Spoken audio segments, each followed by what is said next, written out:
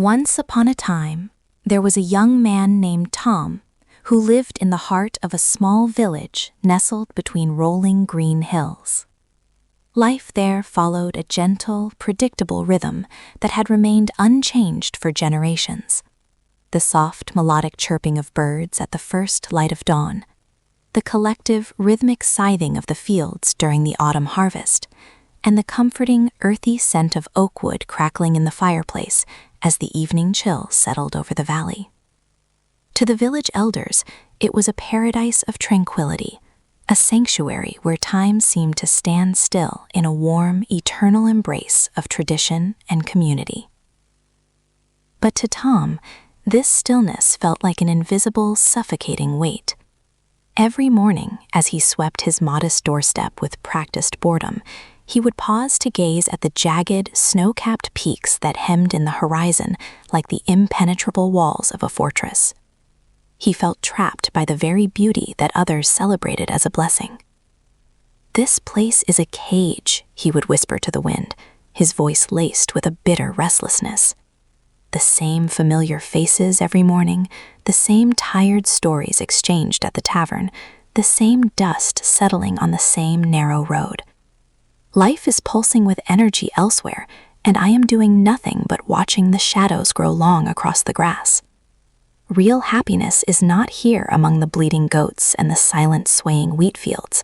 Happiness is out there, beyond those cold and different mountains, vibrating in the electric neon glow and the endless, glittering possibilities of the big city. Driven by a hungry heart and convinced that his true destiny was waiting for him in a place that never slept, he gathered his few possessions and his meager savings. He kissed his tearful mother goodbye, promising to return as a man of great importance, and set off toward the jagged horizon. He carried with him a map of grand ambitions and a deep-seated craving for a type of greatness he couldn't yet define, but which he was certain lay in the noise, the speed, and the crowds of the world beyond. Tom eventually arrived in the great metropolis, a sprawling, chaotic world of glass towers, polished steel, and lights that never dimmed, even in the deepest hours of the night. The sheer, overwhelming scale of it was intoxicating, a sharp and thrilling contrast to the quiet, mossy hills of his youth. He threw himself heart and soul into the cutthroat world of high finance, determined to conquer this concrete jungle. He mastered the complex, cold codes of the global markets, climbed the corporate ladder with a ruthless, singular efficiency, and reached a point where he never once looked at a clock for the time, only for the next looming deadline or the next high-stakes negotiation. The years passed in a frantic blur of flickering computer screens, cold coffee, and high-pressure meetings. Tom succeeded beyond his wildest imaginations. He became rich, incredibly rich.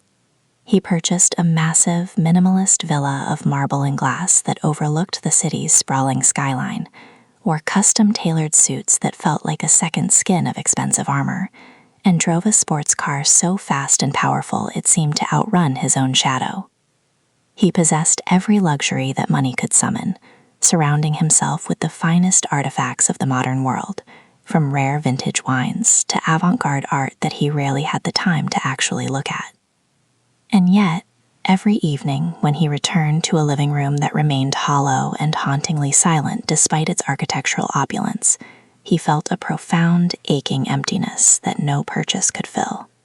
The city was deafeningly loud, a constant, aggressive roar of engines and voices, yet he felt entirely unheard and invisible within his own life.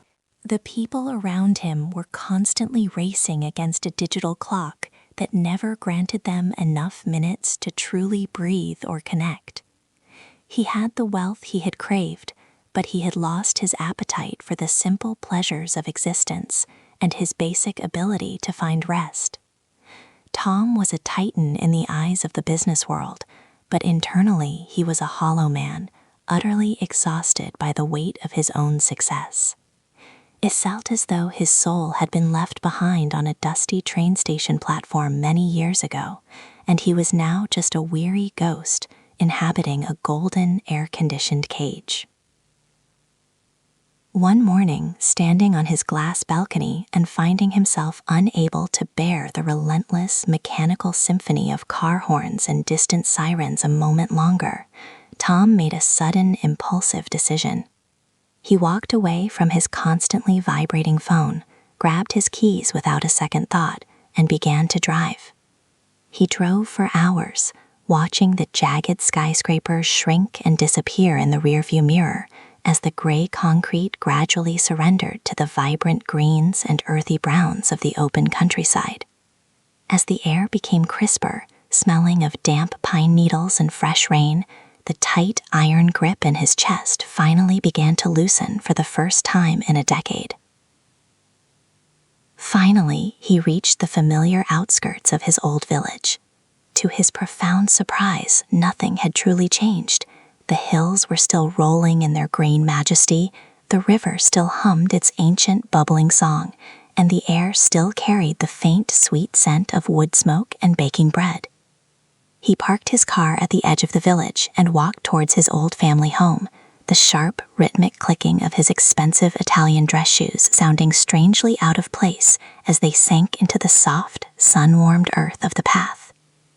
At the back of the overgrown garden, near the twisted branches of an ancient apple tree, he spotted a familiar, weathered silhouette, his grandfather. The old man was sitting on a simple, hand-carved wooden bench that had been smoothed and polished by decades of use. His hands, calloused from a lifetime of honest labor and now steady in his old age, rested on his knees as he peacefully watched the sun begin to redden the horizon, painting the scattered clouds in vivid shades of violet, amber, and gold. He had no luxury car, his house was small and weathered by the seasons, and his clothes were faded and soft from years of sun and wash.